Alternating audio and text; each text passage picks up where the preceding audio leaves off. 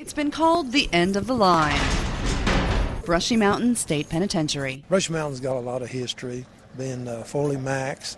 It's known throughout the world. Warden Jim Worthington lovingly calls it Old Brushy, but says it's been the end of the line for some of the most dangerous criminals. It's also known as the Alcatraz of the South. Razor wire, and we also have double fencing all the way around the facility. We have a stone wall, and on top of that wall, we had electrical votes, 2,400 volt. And then we're also manned with towers. This, to me, is the most secure prison in the state of Tennessee. No one, to my knowledge, has ever successfully escaped from Brushy Mountain behind the wall. Yet part of its notoriety comes from made-for-movie escape attempts by infamous inmates like reported Martin Luther King Jr. assassin James Earl Ray. Sergeant David Bunch was just a kid, but remembers it well. We was over at my grandma's, and there was a bunch of us kids playing in the yard, and the biggest thing I remember is the whistle blowing, because it seemed like it was never going to stop. And you blow it once, and one long blow tells you, there's been an escape. And then they would blow it one additional time for however many was gone.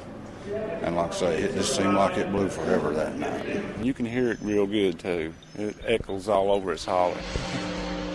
Counting Ray, there were 7 inmates that tried to escape that day in June 1977. They made a homemade ladder out of steel, and one afternoon they called it a distraction somewhere else, and they went over the wall. Right there in the corner of the wall, that's where they put the little ladder to climb across and escape. They just take off into the mountainside? Yes, they sure did. One of them was shot going over the wall, which caught him right off. And then the others, they had them all rounded up within a 3-day period.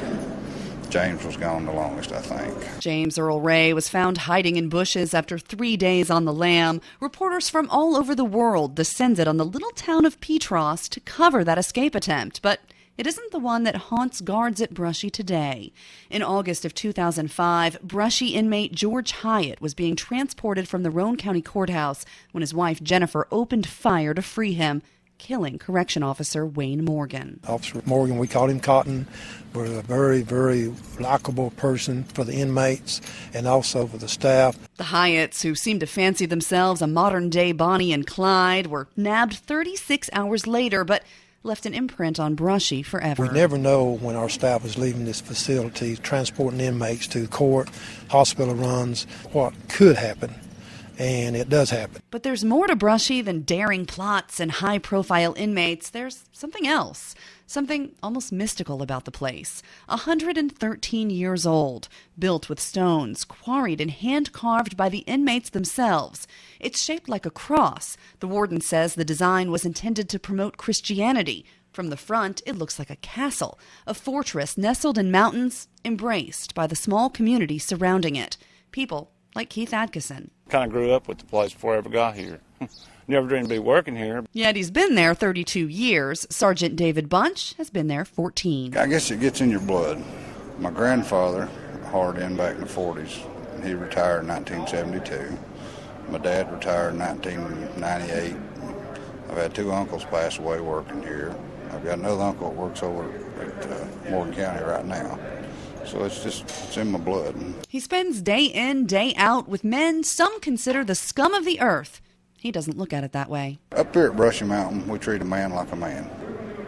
And recently I got a phone call, and it was an ex-inmate saying thank you for the way we treated him up here. I don't want to know their charges, and it's better if you don't know their charges. You give respect, you get respect.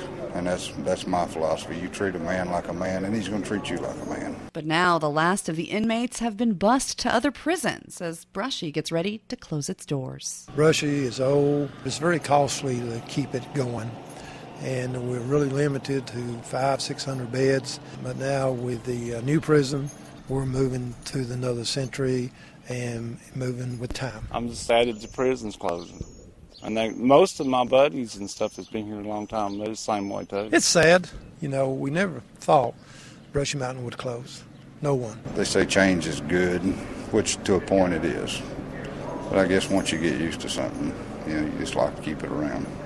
A lot of history here. A lot of people was raised right here. I hate to see it go. There are some ideas for Old Brushy, from a bed and breakfast to a tourist attraction to a movie set. Someone's even floated the idea of housing Guantanamo Bay detainees there.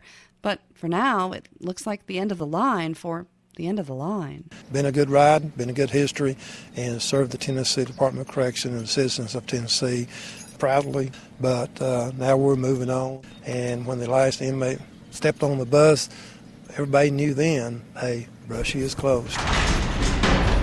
I'm Katherine Howell.